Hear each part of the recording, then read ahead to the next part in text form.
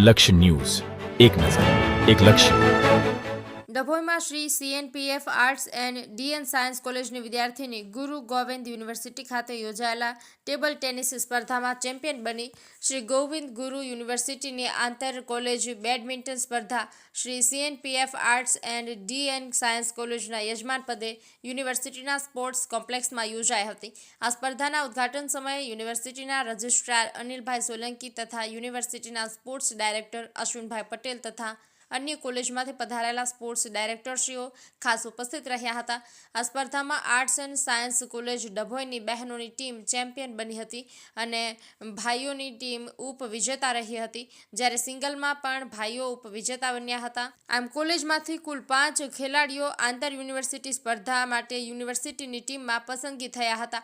વિદ્યાર્થીઓની આ સિદ્ધિ બદલ વજીકે મંડળના પ્રમુખ શશિકાંતભાઈ પટેલ અને હોદ્દેદારશ્રીઓ તથા કોલેજના આચાર્ય શ્રી સુનિલભાઈ પટેલ અને સમગ્ર સ્ટાફ પરિવાર, ખેલાડીઓ અને સ્પોર્ટ્સ ડાયરેક્ટર ડોક્ટર વિજયભાઈ સોલંકીને અભિવાદન પાઠવે છે અને આગળની સ્પર્ધા માટે શુભેચ્છાઓ પાઠવે છે. નિરંજન ચૌહાણ, ડભોઈ.